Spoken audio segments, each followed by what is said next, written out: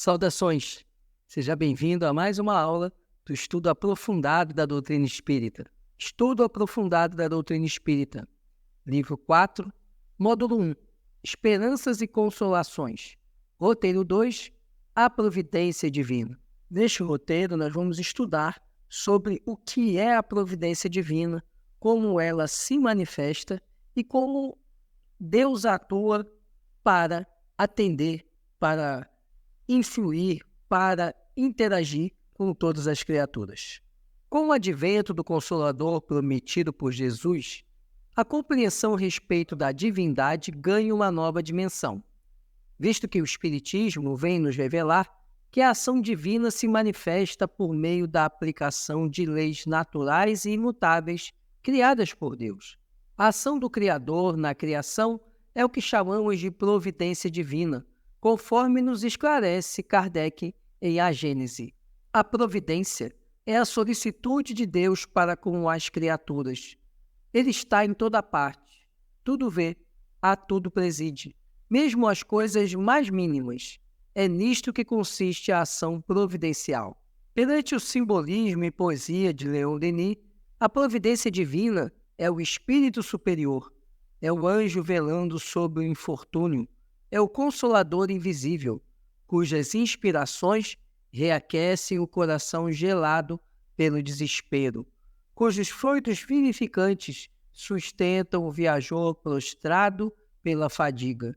É o farol aceso no meio da noite para a salvação dos que erram sobre o mar tempestuoso da vida.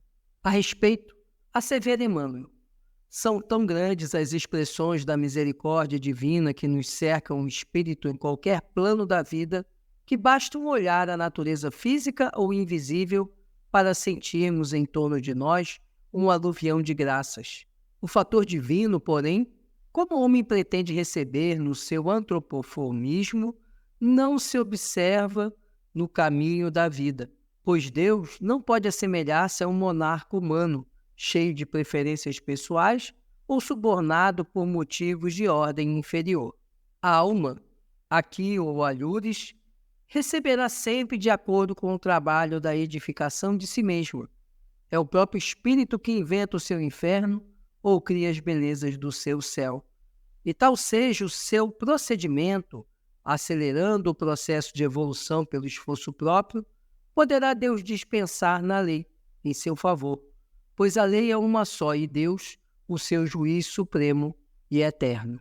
O Espiritismo, como consolador prometido por Jesus, vem então apresentar a melhor compreensão sobre a relação do homem com Deus e como se manifesta a providência divina, deixando de lado a ideia de que Deus atenderia pedidos egoísticos e que Deus teria preferidos ou escolhidos. Na verdade, a doutrina espírita vem nos mostrar, vem nos ensinar que a providência divina se manifesta conforme a aptidão de cada espírito, observando a lei de liberdade, observando o livre-arbítrio. É o livre-arbítrio que vai levar o homem a fazer suas escolhas e traçar suas trajetórias. Mas quando o homem percebe a necessidade de sua evolução espiritual e se dedica e se esforça pelo seu melhoramento, pela sua reforma íntima, Deus, usando exatamente da sua capacidade de amar e de perdoar, pode minorar, pode aliviar as faltas, os débitos e os resgates que determinada pessoa deveria fazer, justamente porque ela deu os passos necessários para avançar na sua jornada evolutiva. É nisso que se resume a providência divina. Tópico 1. A ação da providência divina. Para entender os mecanismos de ação da providência divina, é preciso ter alguma compreensão das leis que regem os fluidos, os tipos e frequências das vibrações energéticas, pois são estes elementos materiais que servem de veículo à manifestação da vontade do Criador e de todos os espíritos, ainda que em escala bem reduzida. Kardec faz a seguinte reflexão: como pode Deus tão grande, tão poderoso, tão superior a tudo, intrometer-se em pormenores sem importância? preocupar-se com os menores atos da nossa vida e com os mais ínfimos pensamentos de cada indivíduo. Tal a interrogação que o incrédulo dirige a si mesmo, concluindo por dizer que, admitida a existência de Deus, só se pode aceitar quanto à sua ação que ela se exerça sobre as leis gerais do universo, que o universo funcione de toda a eternidade em virtude dessas leis, às quais toda criatura se acha submetida na esfera de suas atividades, sem que seja preciso a intervenção incessante da providência. O primeiro ponto, então, que devemos levar em conta para entender a ação da providência divina é compreender o fluido universal, que é o fluido que permeia tudo que existe no universo, seja no mundo material, seja no mundo espiritual. E compreender que Deus é a emanação, a irradiação desse fluido universal. Esse fluido universal, ele vai oferecendo oscilações. Daí vem a matéria e todos os seus estados.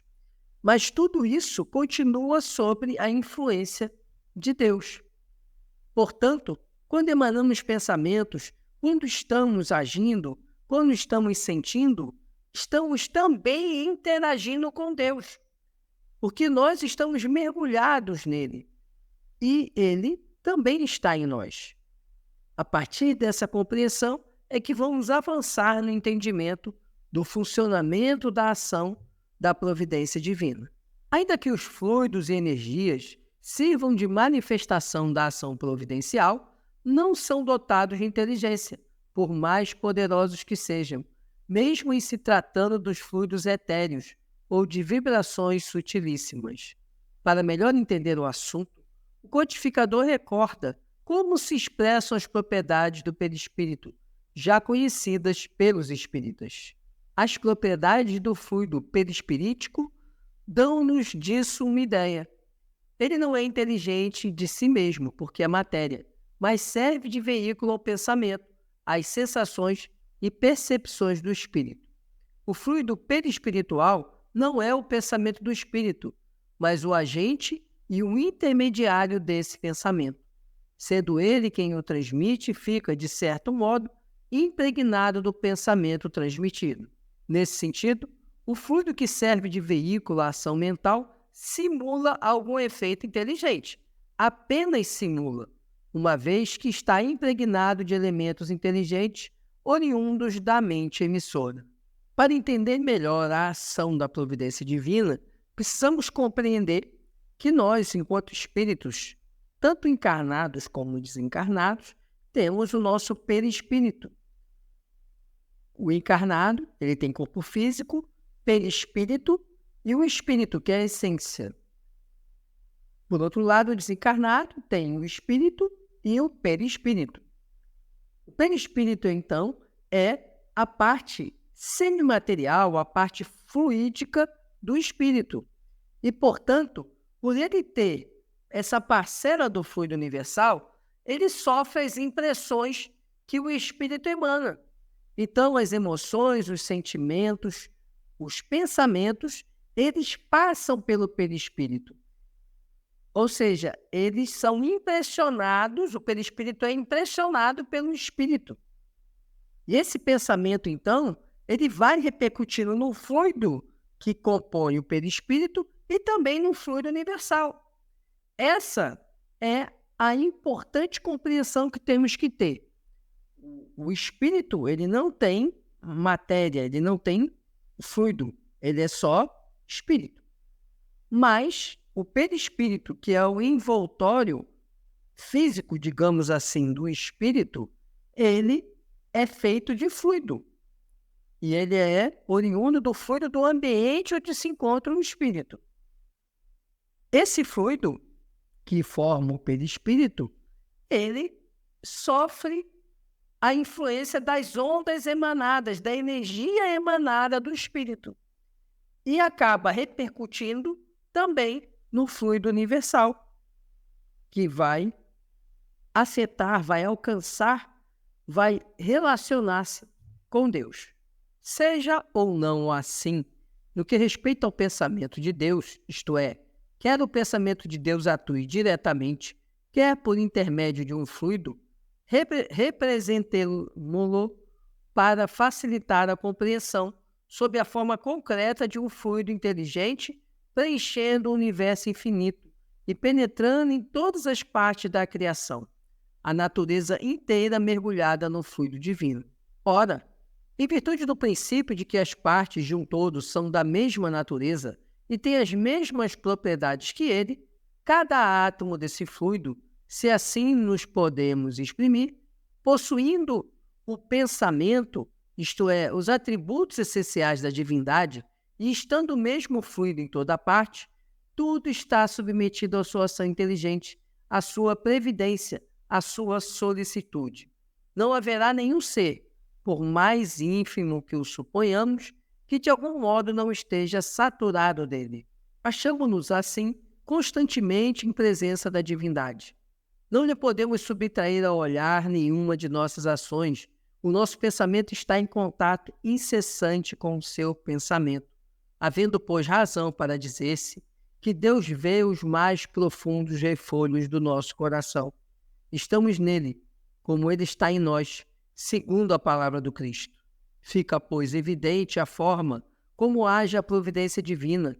Utiliza os elementos materiais, fluídicos e energéticos existentes na natureza para se manifestar.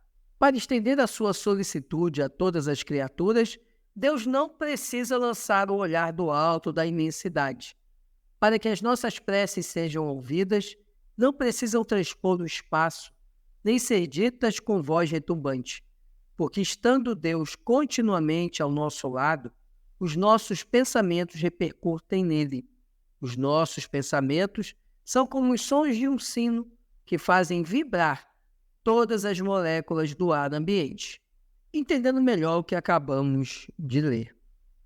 Tudo no universo, seja material, seja espiritual, está mergulhado no fluido universal, que é a emanação divina. Se esse fluido universal ele é emanação divina e, portanto, está em contato com Deus, tudo o que acontece no fluido universal repercute em Deus. E Deus percebe tudo o que acontece. É como se nós estivéssemos diante de uma grande piscina cheia de água. E que se você fizer uma marola de um lado da piscina, essa marolinha ela vai repercutindo até chegar do outro lado da piscina, bate e volta. Ou seja, tudo que está na piscina sofre, tem a sensação, tem os efeitos dessa marola que a gente fez em determinado ponto da piscina. Só que a água toda da piscina é exatamente a emanação divina e Deus, portanto, está nela.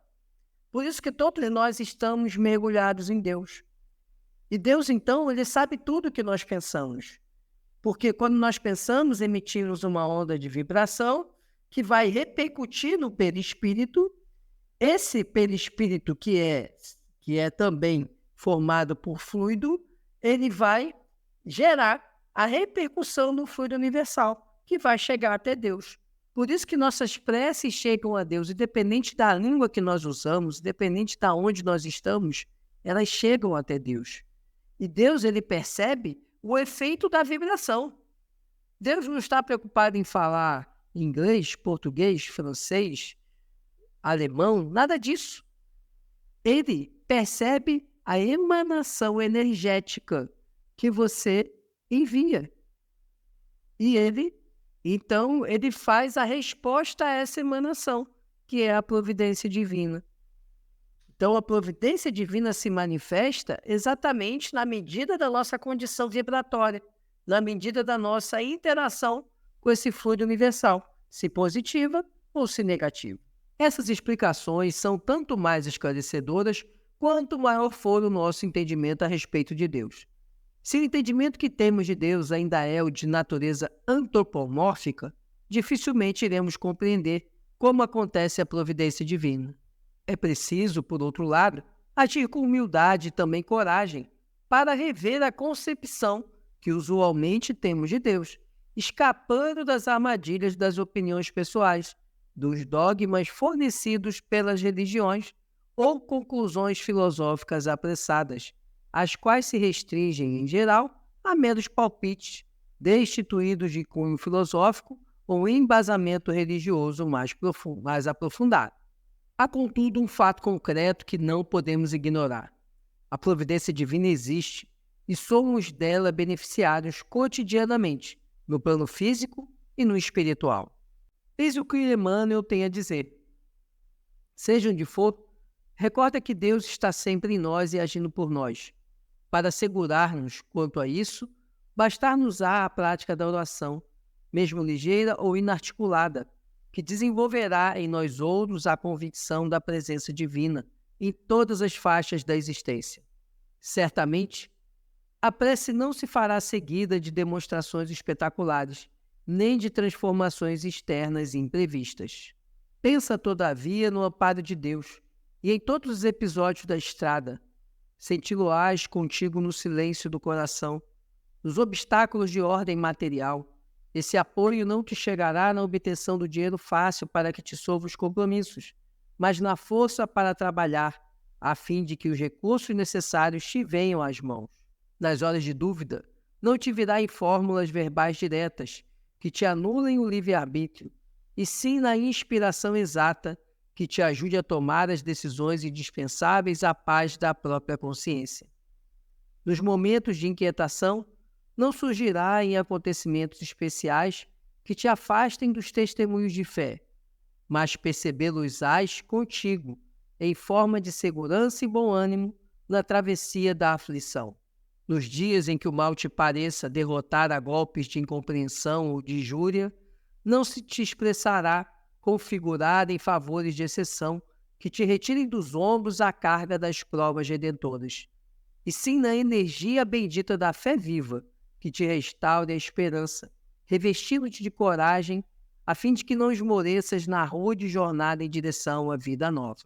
Seja qual for a dificuldade em que te vejas ou a provação que experimentes, recorda que Deus está contigo e nada te faltará, nos domínios do socorro e da bênção, para que atravesses todos os túneis de tribulação e de sombra ao encontro da paz e a caminho da luz. Pelas palavras de Emmanuel, nós percebemos então que a manifestação da prece, ela configura esse contato, essa conversa com Deus.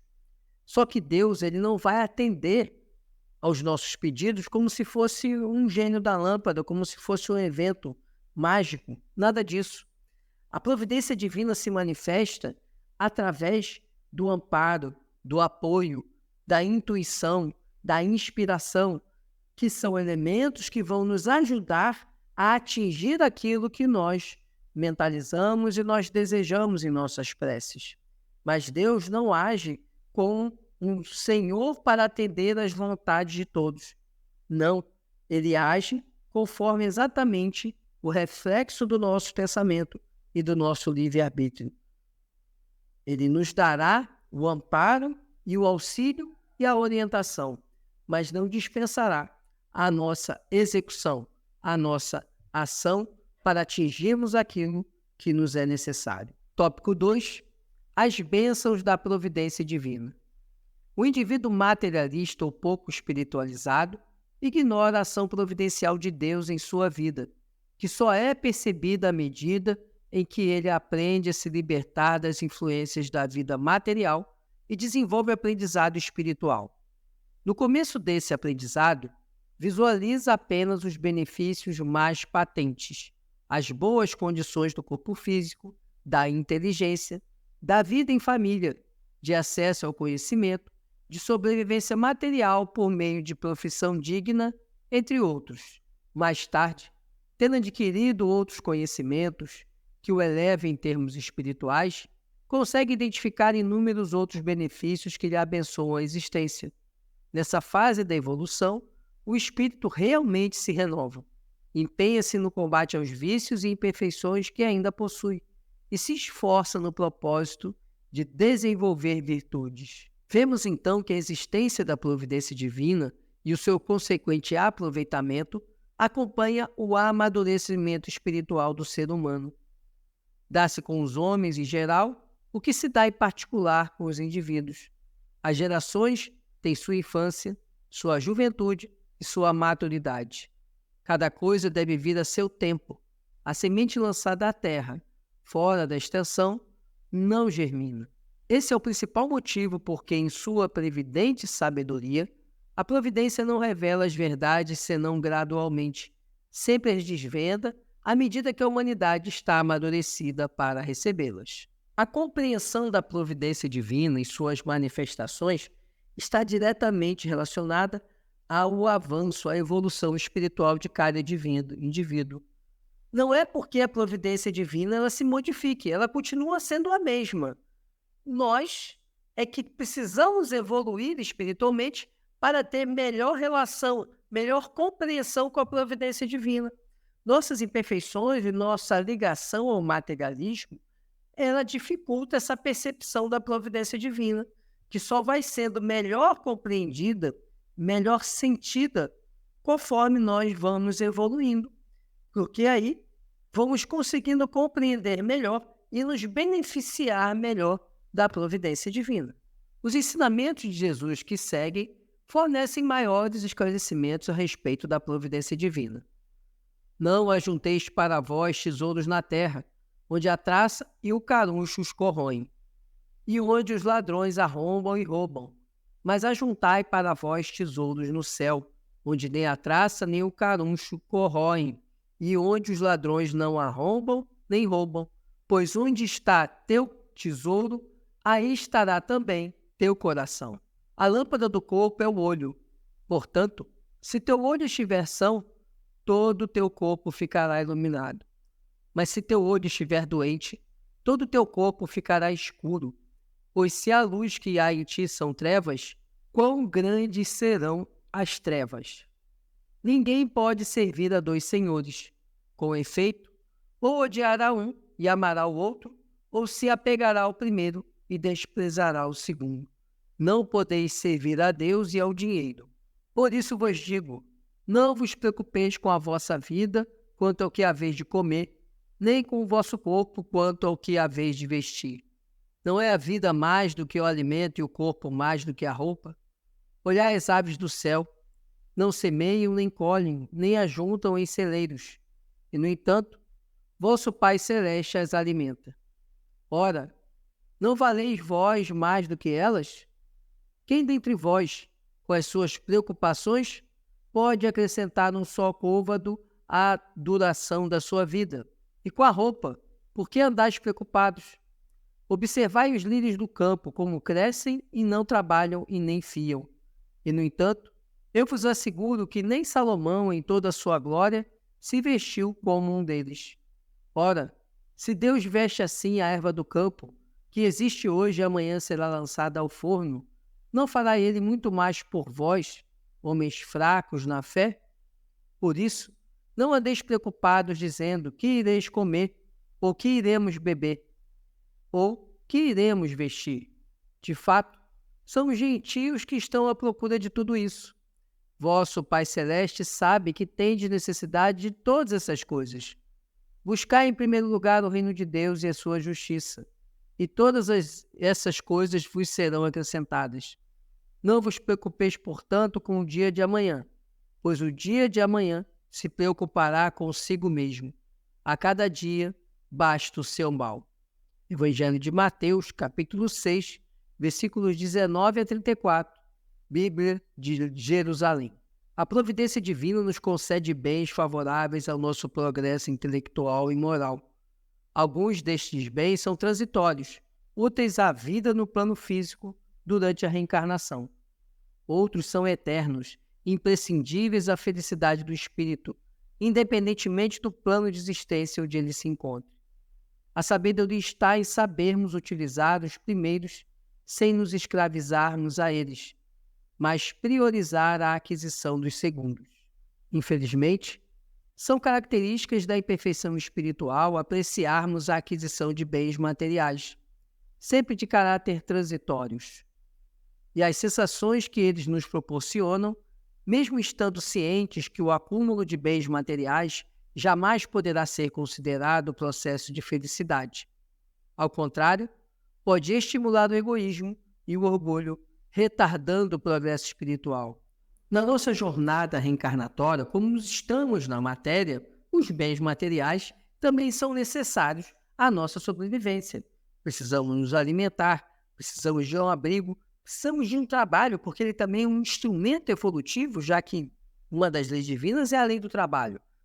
Mas o que precisamos compreender é que a providência divina vai nos propiciar aquilo que é necessário para que nós possamos trilhar essa jornada material aqui na Terra. Ela não vai nos dar os bens propriamente, mas vai nos dar os meios de obtê-los. Vai nos dar a inteligência, vai nos dar a oportunidade de estudo, a oportunidade de adquirir determinado talento, determinada atividade profissional, vai nos dar meios de propiciar isso. E se nós não tivermos meios, nós teremos um círculo familiar, um círculo de amigos que vai nos proporcionar esses meios. O que precisamos entender é que, antes de tudo, é necessário o esforço evolutivo, a integração com essa providência divina para que ela possa efetivamente se manifestar em nossa existência, para que ela possa, percebendo o nosso esforço e nosso melhoramento, nos permitir ter acesso àquilo que ela pode nos oferecer: a fé, a confiança, a perseverança e, acima de tudo, o amparo, o respaldo, as intuições, as inspirações que vão fazer com que nós trilhemos o caminho correto, trilhemos a melhor jornada. Sendo assim, é importante destacarmos os principais ensinamentos presentes no texto evangélico anteriormente citado, Mateus capítulo 6, versículos 19 a 34 da Bíblia de Jerusalém. Aprender a acumular bens ou tesouros imperecíveis, imortais, não sujeitos à destruição por efeito dos elementos da natureza ou que possam ser retirados, roubados. Esses tesouros são as virtudes e as conquistas intelectuais edificantes. É preciso estar atentos à aquisição de valores imperecíveis ao espírito, aprendendo a distinguir o supérfluo do necessário, o bom do ruim, o superior do inferior, educando a conduta, pois onde está o nosso tesouro, aí estará o nosso coração. O ser humano feliz conhece com clareza o significado dos verbos ter e ser. Os olhos percebem o mundo, as pessoas e as coisas, mas só teremos luz espiritual se transformarmos os olhos em candeias, isto é, olhos que enxergam a vida verdadeira e os valores eternos que promovem a melhoria do espírito. Combatendo as imperfeições ou trevas que existem em nosso íntimo, veremos o mundo e as pessoas sob nova ótica. O homem espiritualizado conhece o valor relativo dos bens materiais e o peso que eles representam. Esforça-se, então, para dominar e não ser dominado pelas paixões inferiores. Conduz seu destino, discernindo o certo do errado e fazendo escolhas mais acertadas. O ser espiritualizado, ou que já possui alguma evolução espiritual, esforça-se para levar uma vida mais simples, conduzindo-se com prudência ao longo do processo ascensional, evitando excessos de qualquer natureza, no vestir, no alimentar, na acumulação de bens, no desfrutamento de prazeres, etc. Trabalha para ter o necessário à existência, não entorpecendo os sentidos com os excessos que a vida material oferece. Por esse motivo, não se preocupe em demasia com o que beber, comer e vestir, sabendo que a vida é mais do que o alimento e o corpo mais do que a vestimenta. Sobretudo porque, se Deus veste a erva do campo com admirável beleza, que existe hoje e amanhã será lançada ao fogo, que não tecem nem fiam, o que o Pai Celestial não fará em benefício dos seres inteligentes da sua criação? A inquietação sobre os dias futuros revela a falta de fé na bondade e misericórdia divinas. Ser prudente é uma coisa, ser inquieto ou estressado é outra bem diferente. O homem angustiado está sempre aflito e sempre doente, doente do espírito. O homem materialista é notadamente infeliz, pois desconhece o valor da fé, o poder da prece, não percebe o amparo que os benfeitores espirituais lhe endereçam. O Pai Celestial sabe do que precisamos efetivamente e nos concederá as suas bênçãos, pois a felicidade faz parte da nossa destinação espiritual. A condição única para alcançarmos a felicidade verdadeira é primeiramente buscarmos o reino de Deus e sua justiça, e tudo mais nos será concedido em acréscimo. Enquanto não estivermos conscientes desta verdade, entraremos e sairemos das reencarnações em processo de sofrimento, sob o peso de expiações que parecem não ter fim. Enquanto não buscarmos o reino dos céus e sua justiça pela reparação dos erros cometidos, estaremos presos aos processos expiatórios determinados pela lei de causa e efeito. Esta é a realidade. Praticando o bem, desenvolvendo virtudes e combatendo as imperfeições, estaremos, por certo, edificando o reino de Deus em nós mesmos. Cada dia na reencarnação é único. Saibamos aproveitá-lo. Cada dia reflete uma oportunidade de crescimento espiritual, cujo aproveitamento depende da nossa vontade e do nosso esforço em superar os obstáculos do caminho. Cada dia uma lição que deve ser lida no livro da vida, analisada e assimilada para ser bem aproveitada como aprendizado. Assim não devemos nos inquietar com o dia de amanhã, pois o dia de hoje é o que merece destaque e atenção, por ser o momento de vivenciar a lição que nos é reservada. O amanhã pertence a Deus e às consequências dos nossos atos. Basta a cada dia o seu mal. Percebemos então a riqueza dos ensinamentos de Jesus nesse texto do Evangelho de Mateus. Precisamos compreender que a nossa vida material não pode ser mais importante do que a vida espiritual. Precisamos compreender que devemos confiar na providência divina, entregar a ela a nossa existência, confiando que se fizermos as escolhas certas, se agirmos no caminho do bem, se buscarmos a nossa reforma íntima, nós estaremos evoluindo e a providência divina nunca nos faltará. Esse, então, era o nosso conteúdo para essa aula. Muito obrigado por sua atenção. Peço que você curta, comente e compartilhe. Ajude esse conteúdo a chegar a outras pessoas. E se você ficou com alguma dúvida, deixe aqui nos comentários que nós vamos responder com muito prazer. Muito obrigado por sua atenção. Fique com Deus. Muita paz e muita luz.